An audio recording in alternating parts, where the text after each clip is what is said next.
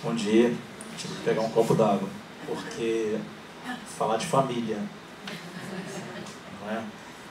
Eu sempre fugi muito desse tema, mas esse ano não deu jeito. Ano passado eu fiz um estudo também nesse capítulo 4. Mas não é fugir do tema, porque tenho complexidade na minha família, ou porque seja um tema doloroso ou difícil de falar, não. É pela importância que ele tem. Eu estava ontem refletindo, essa semana eu não estou trabalhando, então eu vivenciei muito esses problemas do cotidiano, as pessoas no WhatsApp, essas perturbações todas. E durante a composição do material, eu vivia pensando assim, poxa, não tem tempo para a família. A gente não tem tempo para se dedicar a ouvir o filho, a perceber a dificuldade. Estou falando da família dentro da casa, mas é um primeiro núcleo. Perceber a dificuldade do marido, da esposa, do companheiro, da companheira, dos ascendentes, nossos pais e mães. Enfim, é tanta coisa que a gente tem que tratar que a gente, em algum momento, perde o essencial. Porque a gente tem que ter coragem de admitir que todos esses problemas que a gente frequenta na nossa vida, que são, na maioria das vezes, decorrentes da nossa convivência em sociedade, eles têm um caminho de solução que é pela educação em família. O maior tesouro que a gente pode passar na convivência nas nossas famílias em lar e nas famílias que a gente frequenta é dar importância, entender o próximo, evitar a intolerância, preocupar-se com o que está acontecendo com o outro, coisas que no cadinho efervescente do lar a gente não tem como fugir. A gente pode até adotar atitudes de fuga, mas a convivência está ali registrada, programada e planejada. Então, mas indo ao tema, né, se a reencarnação fortalece laço de família e a doutrina de uma encarnação só os enfraquece. Vou começar pelo item 23, que é o último lá no estudo, que para mim é uma coisa assim, a gente tem que estar sempre relembrando a gratidão que a gente tem que ter de alguém de uma nossa família. Se não foi pai, foi mãe, se foi vizinho, se foi companheiro de trabalho, se foi alguém que indicou um site na internet, alguém que nos trouxe ao contato com a doutrina espírita na presente encarnação. Porque no item 23, ele está falando, os outros itens anteriores falam da questão da gente crer na família espiritual, que a gente vai reencontrar os entes queridos que a gente perdeu na convivência na Terra, se a gente acredita que tem uma família espiritual nos esperando, coisas dessa natureza. Mas no final ele fala assim, em resumo, isso Kardec: 4 alternativas se apresentam para o homem, para o seu futuro além-túmulo. A primeira é o nada, segundo a doutrina materialista, que é uma doutrina muito conveniente. A gente tem que tomar muito cuidado com isso, porque, embora nós espíritas não sejamos em essência materialistas, ainda o arrastamento do materialismo é forte. A gente tem que estar sempre repensando isso. E ao longo do estudo eu vou colocar algumas situações em que a gente age com esse viés. Vou colocar logo uma, né? Alguém aqui tem, eu estou falando porque isso passa por mim também, a gente tem total tranquilidade para desencarnar amanhã e deixar os nossos filhos. E vou falar para vocês, a minha primeira preocupação, a segunda não, a partir daí vem outra, mas a minha primeira preocupação, que se esvai porque a gente tem esse contato com a doutrina espírita, a primeira preocupação é material. Como é que meus filhos vão ficar, onde eles vão morar, o que vai acontecer? Então a gente tem esse contato materialista, que ele é importante, está lá na 922, ou 921, agora não estou lembrando, do Livro dos Espíritos, que é apóstolo necessário e relevante para a felicidade na Terra. Só que a principal ferramenta que a gente tem que passar para os nossos filhos é esse conhecimento que a doutrina espírita nos traz, que é que a gente tem um progresso infinito, com conservação de individualidade, e que a doutrina espírita nos traz paz. Porque é isso, a gente está aqui hoje, fazendo uma prece, pensando no próximo, numa reunião pública, porque a gente tem esse contato, essa certeza, ela tem um grau de certeza, vou usar aqui o conceito estatístico, né? A gente não tem, se a gente tivesse 100% de certeza, nada nos abalaria. A gente tem um grau de certeza bem avançado em relação à sobrevivência da alma, e isso a gente precisa estimular nos nossos filhos, antes que eles cheguem à adolescência, à vida adulta, onde eles vão estar mais em contato com as suas vidas passadas, vão se reencontrar com o seu eu passado, e aí os nossos ensinamentos eles serão mais refratários ao nosso ensinamento. Não que não recebam, sempre receberão, mas serão mais refratários. Então, cuidado com essa questão materialista. Muitas vezes nossas atitudes são tomadas com base nisso. A gente direciona, né? Às vezes a gente deixa de ir para o trabalho na casa espírita por uma questão material. Deixa mesmo, todos nós, uma vez ou outra. A segunda hipótese, alternativa que se apresenta para o homem, é a absorção pelo todo universal pela doutrina panteísta, doutrinas que ainda existem, né? Tem até seu viés de espiritualidade, de auxílio ao próximo, mas que no final a gente se incorpora ao todo universal. E isso também a gente tem que trabalhar um pouco isso, tem que se agradecer da doutrina espírita, porque aqui, nesse ponto, que a gente diz assim, não dá para esconder, fazer nada escondido, porque é da minha individualidade. E se eu vou para o todo universal, vai se perder por ali. Terceiro ponto, que é o que a igreja, né, normalmente nas doutrinas mais ligadas à igreja romana, à igreja católica, é que a gente conserva a individualidade, mas tem uma fixação definitiva da sorte, como está no Evangelho. Ou seja, eu vou... aquela história do inferno e purgatório, né, que não tem individualidade. Mas já tem, não tem o progresso, né, mesmo como desencarnado. Mas já tem a conservação da individualidade.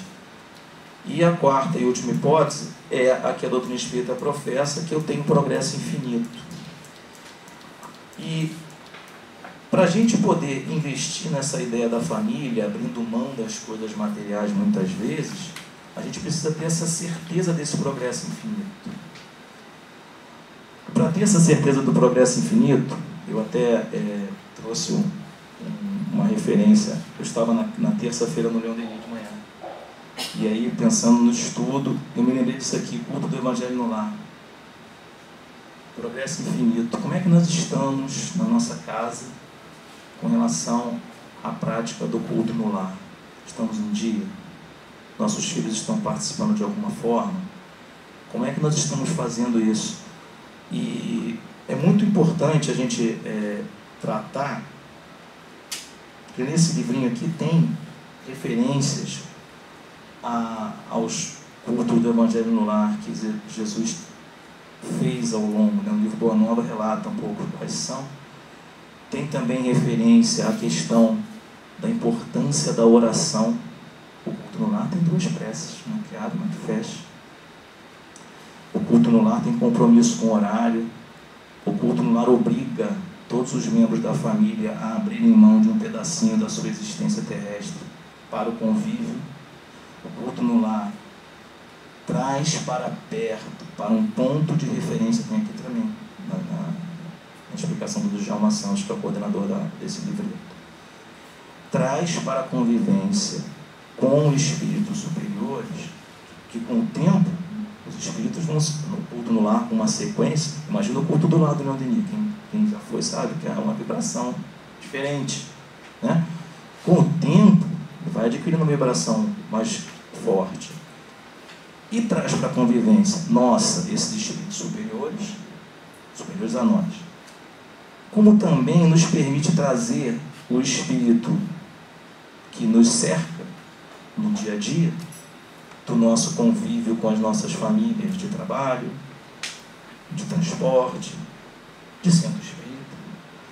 Traz esses espíritos que às vezes nos perturbam, entre aspas, assim falando, que vão ali, pela afinidade que tem conosco, aprendendo um pouco da doutrina espírita, aprendendo um pouco com as lições que são trazidas pelos espíritos superiores a nós. Lá, eu me coloco na posição de quem pratica com dificuldade, mas quem pratica o culto no lar com regularidade, percebe, principalmente quem é médico, percebe a influência dos espíritos no trâmite das matérias que são discutidas na reuniãozinha, entre aspas. Então a gente aí está praticando família. Estou reunido com uma família superior, reunido com a minha família do lar, e me envolvendo um pouco mais com um conceito mais amplo de família, que é a família da sociedade. Eu vou estar trazendo para junto de mim alguns espíritos desencarnados, porque não pense que os espíritos desencarnados que nos perturbam, eles estão ali só para nos perturbar, não. Estão ali para aprender, porque é uma imensa família universal. Como é que eu desencarnei?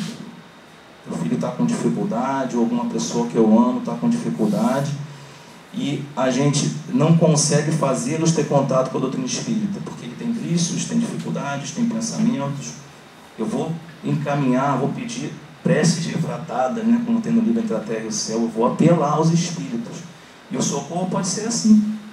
Um espírito ser trazido a um culto no lar, para um aprendizado, ele ser desencarnado em condições difíceis, ser trazido ao culto no lar também, de uma outra casa, talvez não a minha.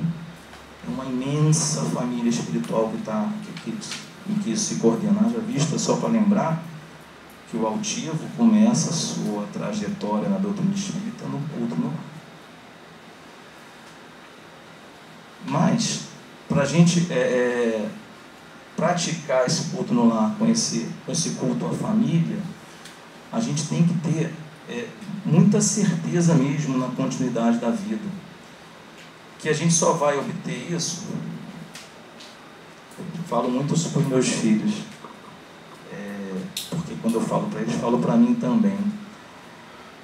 A gente tem que estar sempre se questionando essa questão da reencarnação, a questão da sobrevivência da alma, no fim da fila. Isso é crença, fé, respeito, amor a Deus. Porque tudo isso só ocorre se eu acreditar em Deus. E esse teste a gente tem que estar fazendo o tempo todo. Ah, mas aconteceu isso, determinada situação terrível, injustiças severas. E, aliás, a gente se sentir injustiçado, gente. Isso eu falo muito também para as crianças. É absolutamente normal.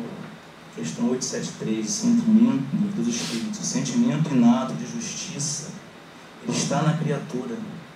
Então esse sentimento é natural. Só que ele não é o único, ele não tem que estar na nossa vida o tempo todo. Tem o do progresso. Né? No decorrer do estudo, eu ouvindo algumas palestras. E tinha uma que, acho que é o psicólogo lá da Paraíba, o Rossandro, paraibano. Tem uma hora que ele fala num determinado estudo, está falando de uma situação que ele tratou, e aí ele fala assim, buscar o culpado satisfaz a nós, buscar o culpado em uma situação, mas buscar o culpado paralisa o progresso. É melhor nunca descobrir quem é o culpado e resolver a situação. Era uma situação entre dois irmãos que ele estava narrando. E não paralisa. E a gente tem que ter o sentimento de justiça, mas tem que ter, antes de tudo, a questão do progresso.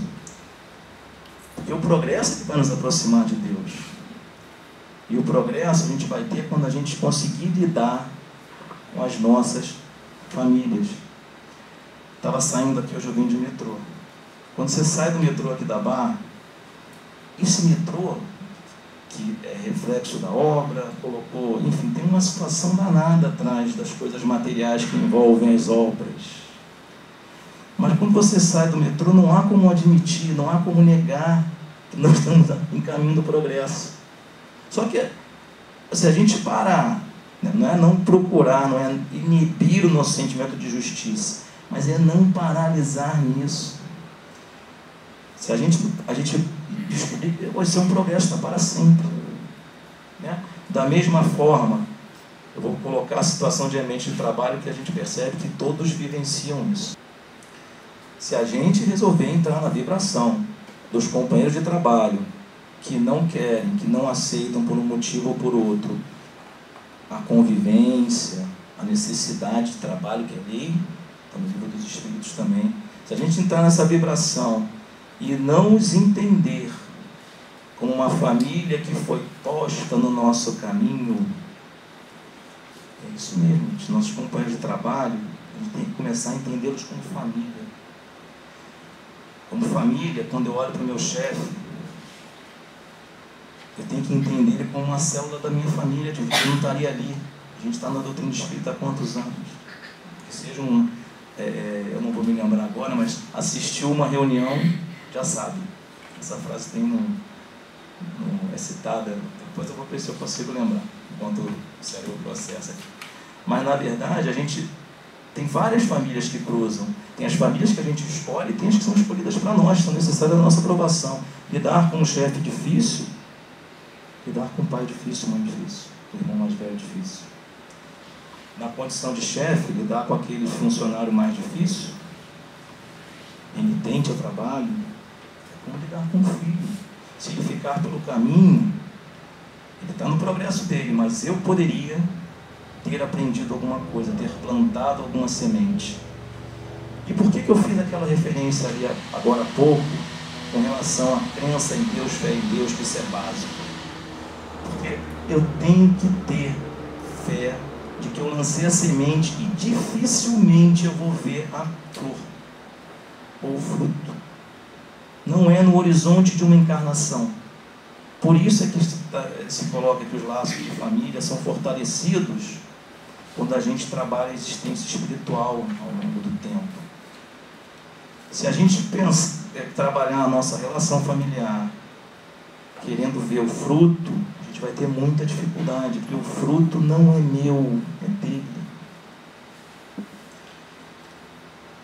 Coloquei esse exemplo do trabalho porque a gente, é uma das coisas que a gente tem, eu estou querendo achar aqui, não estou conseguindo, a questão da lei de sociedade, que Leon Denis fala, quão importante,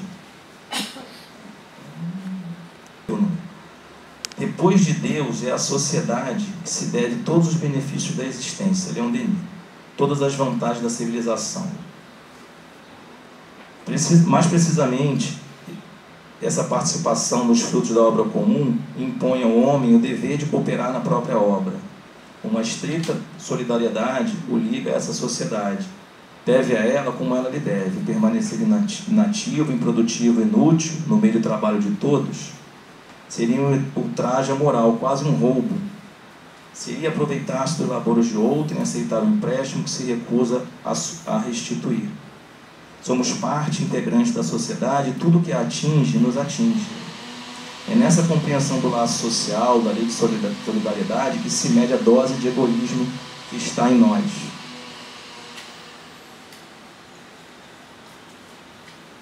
Como é que a gente vai orientar esse nosso funcionário difícil, esse nosso companheiro de trabalho difícil, esse nosso filho difícil, a entender esse conceito maior da lei de sociedade, se a gente não praticar isso na nossa própria casa? São diferentes famílias que a gente tem contato na vida. E a gente precisa estar o mais tempo possível reconstruindo esses laços. ainda aqui, aplicando isso mesmo na experiência do dia a dia. Tenho falado também isso muito no culto no lar também, da gente aplicar um pouco o que a gente tem de convivência em família, a relação no dia a dia, no cotidiano. Hoje mesmo também, a gente tem que estar atento às coisas do dia a dia, gente. A doutrina espírita é para ser praticada no dia a dia. É que a gente esquece, parece que a gente é espírita só quando está na casa espírita. Ou quando está no caminho, quando está voltando. Entrei no metrô hoje, então nós vamos no metrô. Estava mais cheio hoje, né? E aí tinha um rapaz sentado no chão, que a nossa primeira reação, a gente é espírita, quer fazer as coisas certinho, sentado no chão. Não presta. Né? Está errado. E por acaso eu estava de frente para esse aviso, não senti no chão. Mas assim, vindo fazer a palestra, né? Tem alguma coisa aí. O metrô deu aquela freada violenta, quase que cai por cima dos biscoitos Globo que ele estava vendendo. E aí ele teve essa reação, biscoito aí, se quebrar eu não consigo vender. Mas foi uma coisa tão interessante, eu puxei conversa com ele assim, falei, mas esse aí, mesmo quebrado você vende, um biscoito muito bom. Sabe o que ele falou para mim? Pois é, eu estou há 8 meses vendendo isso de afastar o companheiro. Né? E aí não parou por aí não. Ele falou que tinha largado a bebida, que vendia aquilo ali, que quando chega em abril ele muda de emprego, trabalha em outra situação, e aí vai. Quer dizer, aquele espírito que meu primeiro pensamento, de acordo com a doutrina do materialismo, que eu já não tenho mais, a gente fala que não tem materialismo, está fora, foi assim, esse espírito aí que vai morrer e acabar, esse ser que vai morrer e acabar, está sentado no chão, não tem jeito. A gente, olhando no olho, é um espírito imortal, que no nível a que ele tem acesso, está começando a desenvolver as noções de família. Que é por aí que vai o progresso. Jesus constituiu 12 para andar com ele. Estava sempre em grupo. Estava sempre cultuando. Mesmo quando ele fala aquela passagem de que quem é minha mãe, quem são meus irmãos, ele não está dizendo que a família dele não prestava, não. Estava dizendo que quem convive com ele é a família dele, quem passar no meu caminho. Se o que nasceu no meu lar não segue comigo, ele é menos família do que quem segue comigo. Era nessa linha. Tanto é que ele falava quem é minha mãe, né? Como se, e a gente vê ao longo de toda a trajetória de Jesus, a veneração, o respeito pelo Espírito, que o acolheu como mãe, que foi mãe. Então, esse desenvolvimento dos laços de família são cruciais mesmo para o progresso, né? E a gente fala assim, mas uma outra experiência também do estudo. Mas precisa a família ser organizada? Você está falando isso tudo, Omar? E aí tem aqueles casais que se unem fortuitamente, ou pela via de jovens, ainda na imaturidade, que seja, ou por encontros fortuitos, ou que envolvem relacionamentos extrafamiliares, enfim. A família que serve é só organizada. Não. O Haroldo Dutra Dias, ele conta lá que ele é filho de, numa das palestras que ele faz, que ele é filho de uma empregada de uma família rica que foi abandonada. Foi acolhida pela família do pai, mas assim, não teve o pai e a mãe constituídos. Ele teve o apoio necessário para seguir a carreira dele. E ele fala assim no final, isso aconteceu comigo porque nesta encarnação eu só precisava de um corpo. E às vezes a gente recrimina, né, os nascimentos, enfim. E para complementar uma outra questão que tem a ver com essa da família, é que lá na questão, e até confirmar quando eu cheguei aqui, não sei se vocês viram, eu li o Livro dos Espíritos, porque a questão 695 do Livro dos Espíritos, ela fala se... Eu estou tentando trabalhar com o computador, eu quero imprimir menos papel, sabe? Mas é uma luta. Então ela fala lá que é sobre o casamento. Quer ver? Será contrário que a gente pensa assim, o casamento está falido, né? Será contrário à natureza, o casamento, isto é a união permanente de dois seres? Os espíritos respondem que é um progresso na marcha da humanidade. Mas o que me chamou a atenção, que eu tenho que trabalhar com isso também, que eu sou nascido no século passado, é que a união permanente de dois seres. Então, eu meditando um pouco sobre isso, falo, não, gente, nem sempre é um casal convencional que está preparado para construir uma família. E sempre, neste planeta Terra, eu vou reencarnar, se eu for reencarnar, vai ser de uma relação entre o sexo masculino e feminino, que é dessa forma que está prevista a reencarnação na lei da natureza, aqui na Terra. Então não quer dizer... E a frase do Haroldo Dutra Dias veio ao encontro desse racional. A gente vai continuar tendo a reprodução na Terra. As famílias é que podem mudar. Porque está escrito dois seres e que é progresso na marcha da humanidade. Não estou emitindo nenhum juízo de valor, não, gente. É só para a gente entender de novo. Não é desprezível a necessidade do culto à família. Em todos os ambientes que a gente frequenta. Uma coisa que é confortante nesse estudo, falei algumas coisas que são difíceis, né? Mas uma coisa que é confortante nesse estudo é a ligação com os espíritos que já partiram, entes que a gente perdeu, pai, mãe, filho, irmão, companheiro, amigo, o quanto que tem uma questão do Livro dos Espíritos que fala aqui,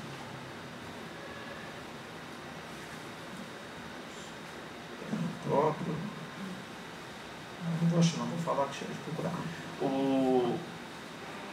Falar no Leon Denis fala também, e tem no Livro dos Espíritos uma questão que eu vou tentar localizar, mas se não der, tudo bem.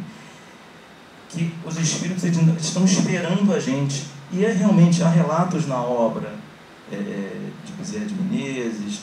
Eu me lembro bem do irmão Jacó, que com toda a dificuldade que ele teve ao longo da existência, né, fez muito trabalho assistencial, tem uma obra vasta, né, o livro Voltei fala bem disso, mas ele tinha uma questão assim do egoísmo ainda trabalhado, de eu que fiz, né? Mas mesmo com toda essa dificuldade, quem foi recebê-lo foi a equipe tinha Bezerra de Menezes na equipe para receber. Então aqueles que a gente gosta vão estar lá para nos receber. E outro dia também meditando sobre o tema da família, houve uma situação que eu de repente pensei a seguinte frase: gente, aqui na Terra eu não tenho certeza da amizade, do amor de ninguém. Os amigos, os familiares que eu tenho certeza que me amam são os espíritos desencarnados que já estão. Tenho certeza, não sei se vocês têm, já desenvolveram isso, mas assim, que a gente recebe uma proteção, um amor que não vem da matéria, isso é fato. A gente acordar de manhã melhor, depois de uma noite difícil, socorro espiritual. E a gente percebe em alguns momentos, quando a gente pensa nos entes queridos que já se foram, como eles nos sustentam, né? Quantas vezes a gente deixa de fazer uma coisa errada porque meu pai e minha mãe não faliram, ou filho, né? Quantas vezes a gente faz isso pelos espíritos que desencarnaram? Tem uma situação que é muito, quando eu li a primeira vez, muito emotiva para mim, que fala desse, como que o laço familiar, para eu preservar o laço familiar, às vezes eu faço coisas que me fazem crescer muito, muito difíceis.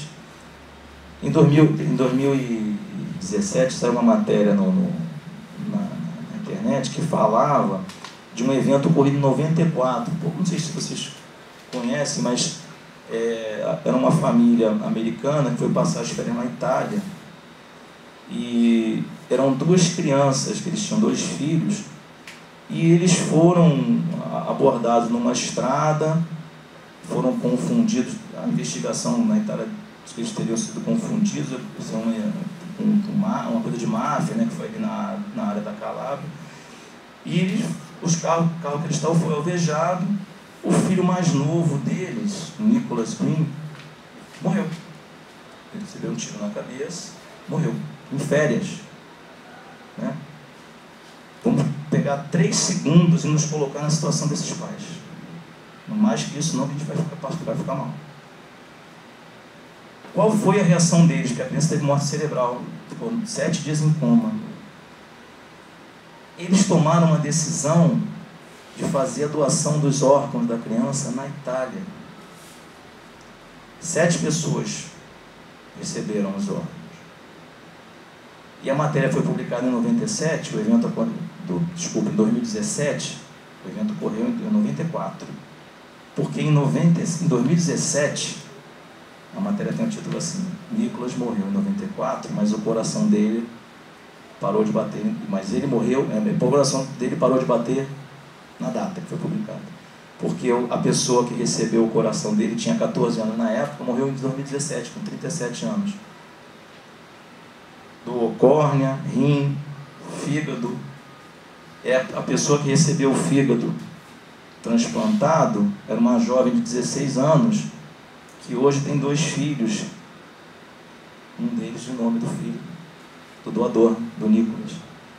E o pai, o casal que são os pais, tiveram outros 2 filhos, vão à Itália todo ano para participar de eventos, mas o fator mais importante desse efeito todo é que a doação de órgãos na Itália triplicou depois desse evento. Tem 120 lugares batizados na Itália com o nome de Nicolas Green. Praças, ruas, jardins. A vida deles seguiu, a tristeza deles é infinita, o pai e a mãe falam, mas a vida seguiu. O quanto que esse espírito conseguiu, eu não vou nem dizer de evolução espiritual não, que conseguiu, mas de ampliação das famílias, né? Quanto que desenvolveu nesse envolvimento com pessoas novas que ele desconhecia, não conhecia. E a gente aqui, no nosso dia a dia, às vezes, queria brigar com o rapaz do Biscoito Globo, né? As nossas reações, a prática do espiritismo para nós tem que ser nesse sentido. Eu vou exagerar um pouco. A gente tem que ter entendimento da família espiritual a ponto de perceber que aquele que nos agride no roubo, no furto, no assassinato, é um espírito imortal que, se está nesse planeta, está dentro do amparo da lei de Deus. Lembra que eu fiz a remissão lá atrás a Deus, a fé em Deus? Isso a gente não pode perder de vista. Não é não sofrer, não é não ter atenção, não é ser Alice no País das Maravilhas, não. É separar uma coisa da outra. Vou falar disso dando esse exemplo, separar uma coisa de criança, de uma coisa da outra, falando de crianças. Eu trabalho no passe de cura na quarta-feira. E a gente faz passe em criança, né? E de uns tempos para cá a gente tem percebido muito dificuldade na relação de mãe e filho, né? E assim, impressionante, assim, como a criança demonstra, ou a mãe e filho, tudo certinho, normalmente parte material assim, bem resolvido, e uma questão de uma resistência grande, uma repulsão mútua, né? E quando você vai dar o passe, o problema da mediunidade é esse, você registra muita coisa, né? Você percebe realmente a dificuldade ali na relação com os espíritos, mas quando você olha nos olhos, durante o serviço de passe, sempre de olho aberto, né? Passo de ainda mais em criança. Então você percebe ali o espírito imortal. E aí, na meditação que a gente tem que sempre ter sobre tudo que acontece na vida da gente, eu me coloco assim, será que a gente vai desencarnar e vai reencarnar de novo? Será que eu vou ter essa possibilidade de ter uma mãe que me entenda? Ou eu já vou estar, ou eu ainda não estou nesse merecimento, ou seja, tive essa oportunidade nesta encarnação e na próxima eu não vou ter de uma mãe que cuide de mim? Pode ser. diferente? Ou já vou estar preparado para lidar com uma família que vai me dar só o corpo, como o Haroldo Dutra colocou ali, né? Eu só precisava do corpo. Então a gente tem que entender que isso faz parte mesmo da evolução. Nós espíritas temos que ter muito essa questão da certeza, da fé em Deus, da imortalidade da alma. Lembrar, assim, lembrar, quando fico um pouco na dúvida sobre a questão da imortalidade da alma, eu recorro muito a Leon Denis, somente depois da morte, reencarnação, o capítulo da reencarnação, do justiça e solidariedade, que Leon Denis ele tem uma facilidade para trazer para nós as situações, até por conta da própria vida dele. Não que Kardec tem o seu valor imensurável. O Livro dos Espíritos é um livro que muda a vida da gente. Quem não tem a vida modificada, depois do curso, depois da leitura do Livro dos Espíritos, lê de novo, e de novo, até modificar. Porque é uma coisa absolutamente divisora de águas na vida da gente. Mas Leon Denis nos ajuda a nos acalmar, quando ele fala que quando o espírito vai reencarnar, que ele tem um sofrimento maior do que quando se ele fosse desencarnar. Lembrando, o Livro dos Espíritos tem isso também, questão 334. A dificuldade quando você vai reencarnar é maior do que quando você vai reencarnar. Você mergulha no incerto. Quando você desencarna, a passagem é complicada, mas a família espiritual está lá. Socorro você vai ter. Você pode não ter o socorro porque seu pensamento, né? Ou seja, depende só de você. Quando você reencarna, não depende só de você. Depende daqueles com quem você combinou a prova. Então, Leon Denis trata disso, e isso nos leva a ter mais compreensão com aquele jovem rebelde, entre aspas, o rebelde, com aquela criança que não atende, com aquela mãe que não entende também, de tudo do mecanismo de evolução. Mas tem tanta coisa para falar aqui.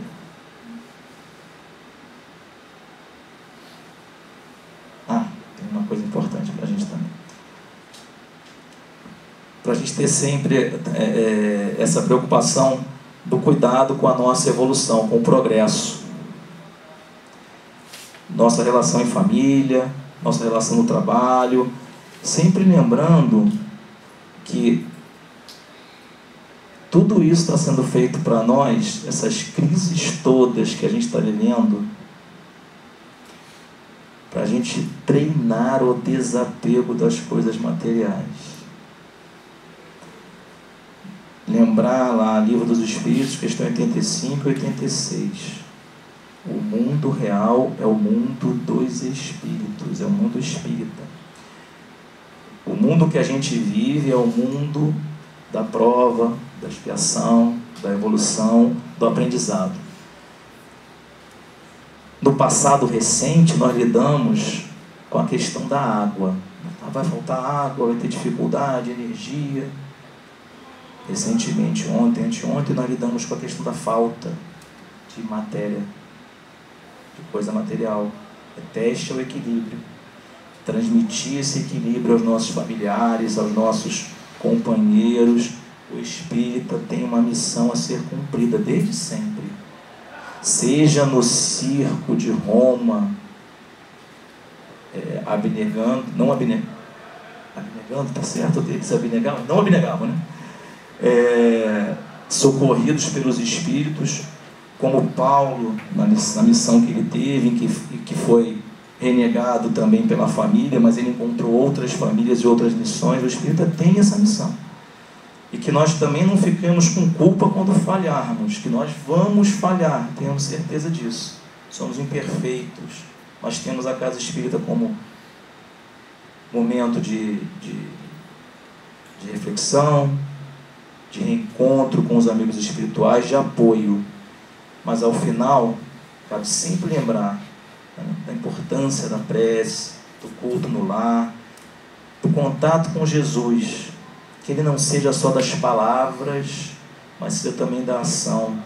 Lembrar de quanto nos conforta, lembrar da figura amiga, lembrar dos ensinamentos que eles nos passam.